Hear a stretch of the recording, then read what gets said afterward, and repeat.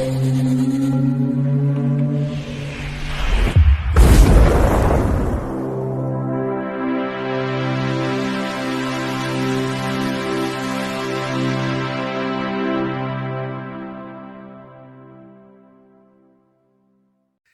Bayek, it's me, Ian. And in today's video, I'm looking at this. This is The Lazarus Effect from 2015. It's been described, I suppose, as a horror film. It's a Blumhouse production. That says quite a lot. It's 83 minutes long. It's not that long. It just goes by pretty quickly. Unfortunately, if you look on Rotten Tomatoes, it's 15%. There's a lot of hostility by the critics, unfortunately, but that is life, isn't it? It was made on a budget of $3.3 million. And it made $38.4 million. So it did really well. Very well, in fact. Now, there's two writers involved. There's Luke Dawson. His notable contribution is Shutter 2008. Then we've got Jeremy Slater, who was responsible for writing the Fantastic Four 2015 film. Death Note, which is an excellent film, 2017. Then it's directed by David Gelb. His most notable film is The Menu from 2022, which I think is an amazing film. Absolutely love that film. But that was his real major film that he's done. Now, music is by Sarah Sachner. She was responsible for the score in Prey 2022 Predator film. It carries on. It's a great film as The Predator. It's a prequel. Brilliant, absolutely brilliant film. Yes. Then let's get into the actors. We've got Mark Duplass, who plays Dr. Frank Walton. He was in Creep 2015. He was in the sequel, Creep 2 2017. He was in, now this is a very good film, Zero Dark 30 2012. He's also a director, producer. He's also known in terms of comedy as well. Very talented. And I think he does bring quite a lot to the film. Then we've got Olivia Wilde, who plays Dr. Zoe McConnell. She was in Tron Legacy, which was 2010. Cowboys and Aliens, 2011. Who can remember that one? I do. Harrison Ford, Daniel Craig. What a film that is. In Time, 2011. And a Vigilante in 2018.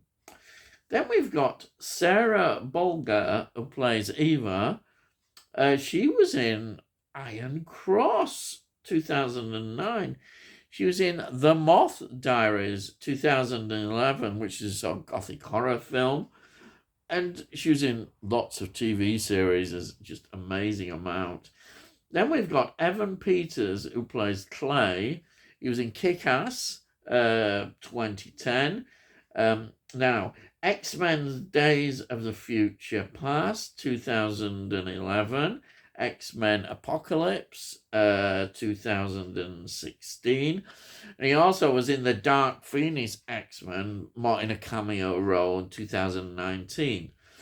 But what was interesting is that he was in all these American Horror Story TV shows, and that's from 2011, 2018. It's a unique TV series. It really is, and excellent as well.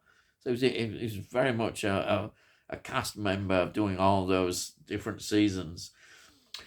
And then we've got Donald Glover playing Nico.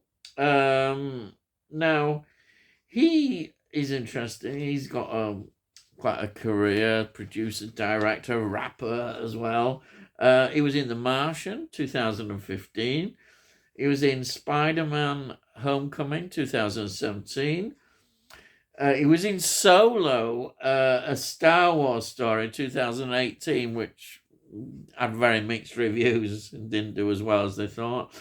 But he was also in Spider-Man Across the Spider-Verse 2023, which is an absolute brilliant animation. Yeah, he voiced in that. Brilliant. So what is the film about?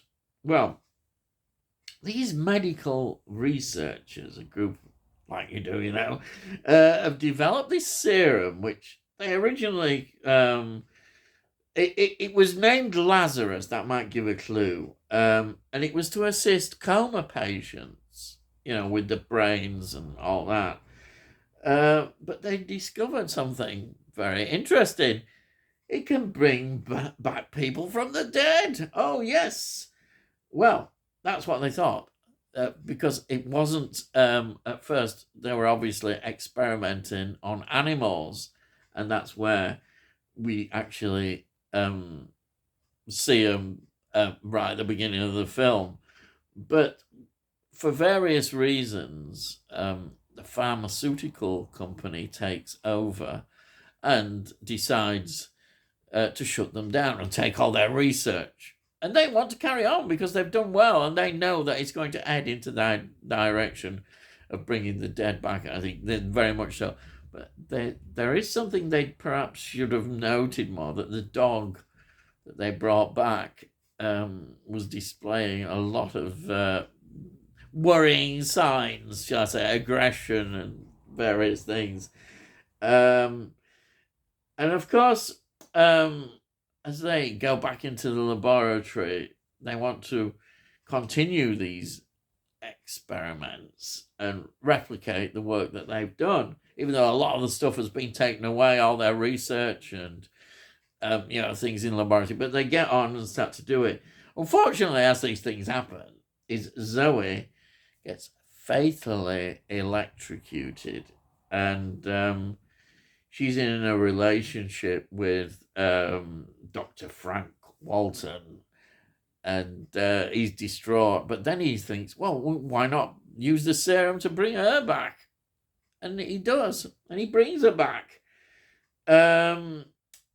Unfortunately, I like the way I said that. Unfortunately, she seems to have developed a change in superpowers that can be described as she seems to be able to do a lot of things and have abilities. She can have psychic abilities, telekinetic abilities, but it also produces an aggression, and the aggression is taking over, and that's when the story starts to unfold, and things turn very nasty, and that's how it goes. I'm not going to go into it anymore about who or what happens and survives, but yes, things get really out of hand, and that is the kind of story. And I think now, I should have mentioned, I think, when I first saw this film, I thought, hey,